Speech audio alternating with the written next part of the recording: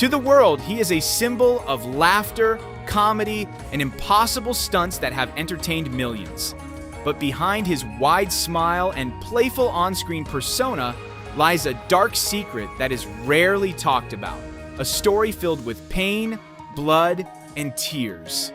Before the world knew him as Jackie Chan, he was just a little boy trapped inside one of the most brutal training systems ever created. A training program that didn't just build his muscles, it destroyed his childhood in order to create a legend. This is the story of the China Drama Academy, a place where pain was transformed into greatness, and how an inhumane training system ultimately shaped the man the world would come to know as Jackie Chan.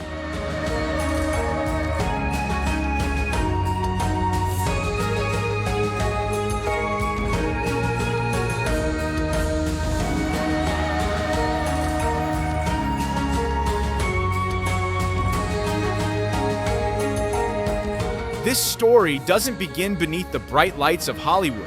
Instead, it starts in a rundown corner of Hong Kong in 1961. A 7-year-old boy named Chan Kong-sung was brought by his impoverished parents to a place that would change his life forever. His small footsteps came to a halt in front of the gates of the China Drama Academy, a Peking opera school infamous for its brutally strict discipline. It was here that his father signed a horrifying document, a contract declaring that the school would bear no responsibility for anything that happened to the boy, even if he were permanently disabled or died.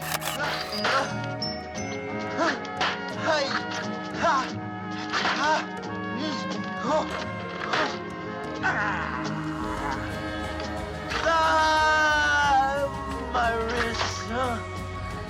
Wrist seems very weak.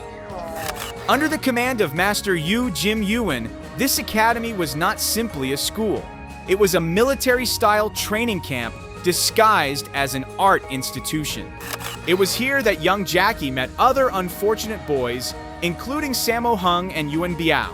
Together, they would eventually become known as the Seven Little Fortunes.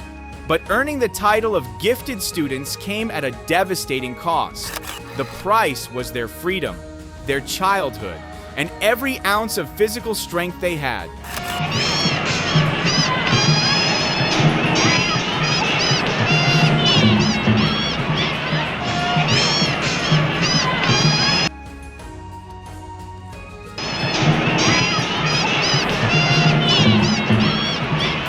Imagine a daily routine designed to break the human spirit.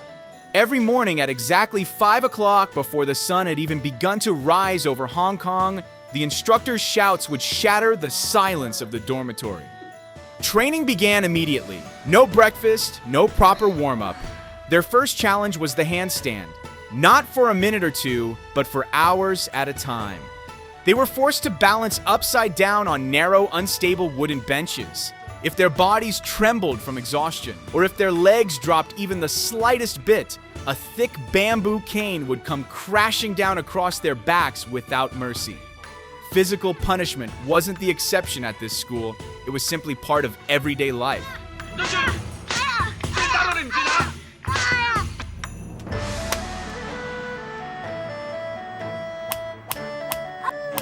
After the handstands came the flexibility training. Their legs were pulled apart and forced into perfect splits, pushed far beyond the natural limits of the human body until every muscle screamed in agony. More often than not, the academy's wooden floors weren't soaked from being freshly cleaned. They were damp with the sweat and tears of children struggling to endure the unbearable pain. This brutal routine continued day after day, lasting up to 18 hours from early morning until late at night. For the young Jackie Chan, that place was nothing less than a living hell. Yet it was from that living hell that his extraordinary skill set was forged. Many people assume Jackie Chan is simply an actor who performs acrobatic stunts. That couldn't be further from the truth. The foundation of his training at the Opera Academy was a complex blend of Northern-style Kung Fu, known for its high acrobatic kicks, and Southern-style Kung Fu, which emphasized powerful, rock-solid hand techniques.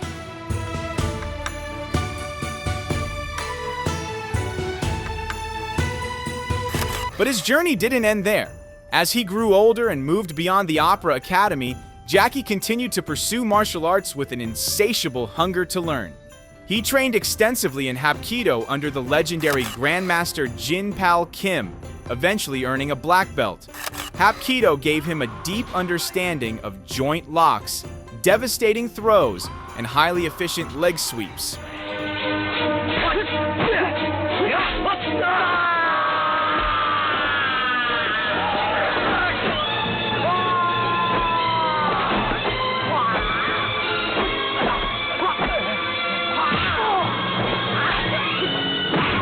He also studied the fundamentals of Wing Chun for close-range combat, Western boxing to sharpen his timing and punching rhythm, and of course, Zui Quan, better known as Drunken Kung Fu, which he refined and made uniquely his own.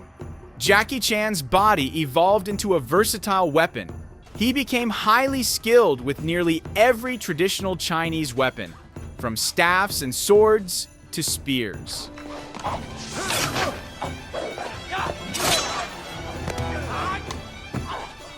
All of these disciplines were fused into a single fighting style unlike anything the world had ever seen. Fast, precise, incredibly fluid, and constantly dynamic.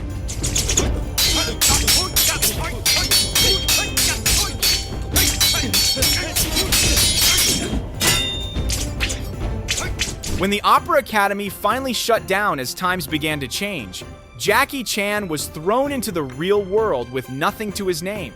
The only thing he possessed was a body that had been forged through years of relentless hardship. In the early 1970s, he entered Hong Kong's film industry as a stunt performer. At the time, Hong Kong cinema was at the height of its golden age. Filmmakers desperately needed people who were willing to risk their lives for a single scene. And this was where the brutal training of his childhood was put to the ultimate test.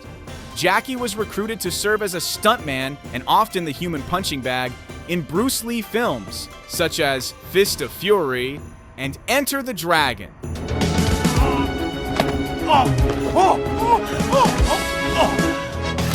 In one of his most well-known stunt sequences, Jackie had to take a brutal throw and be launched over a barrier. While other stunt performers hesitated in fear, Jackie did it without blinking. His ability to absorb punishment, get back up after falling from great heights, and execute complex fight choreography at full speed immediately caught the attention of some of Hong Kong's biggest directors. He could do what others believed was impossible because his body had been conditioned to endure pain ever since he was 7 years old.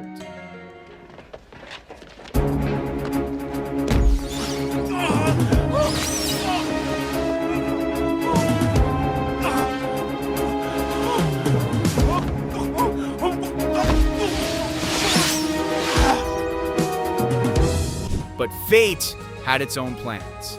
After Bruce Lee's tragic death, Hong Kong's film industry went into a panic, desperately searching for someone to fill the void. Many directors tried to turn Jackie into the next Bruce Lee, a cold, serious, and seemingly invincible martial arts hero. But Jackie refused. He knew he could never replicate Bruce Lee's unmatched charisma. Instead, drawing on his incredible flexibility, extraordinary body control, and unmatched agility forged through years of brutal childhood training, Jackie carved out a path that was entirely his own. He turned the formula upside down. If Bruce Lee let out a fierce battle cry as he struck his opponent, Jackie would wince in pain after accidentally punching a wall. He transformed pain into comedy.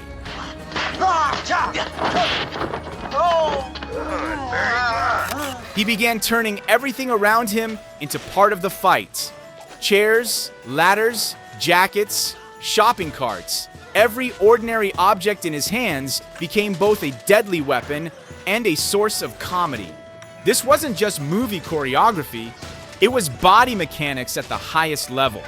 Every movement demanded precision, measured down to the millisecond. One tiny mistake could cost him his life, and that level of performance was only possible for someone who had spent tens of thousands of hours training his body to react with flawless instinct.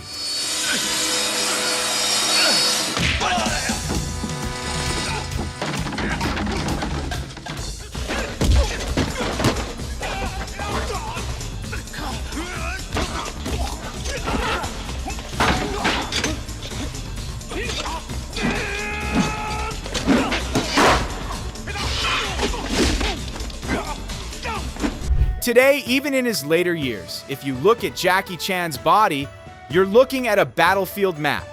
Every inch of it tells a story of broken bones, surgeries, and countless scars. A fractured skull that left a permanent hole after a near-fatal accident in Yugoslavia while filming Armor of God.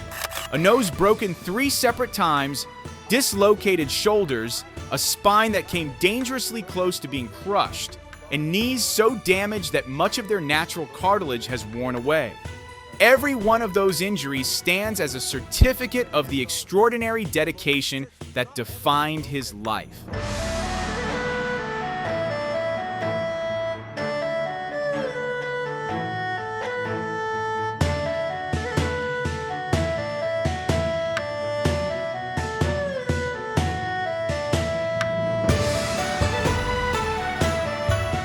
Throughout the peak of his career, Jackie Chan never relied on a stunt double. He paid for every round of applause with his own body. The brutal training at the China Drama Academy may have stolen his childhood, but it also forged an unbreakable mindset within him. A mindset that says no matter how hard you fall, you always get back up, put a smile on your face, and finish the show.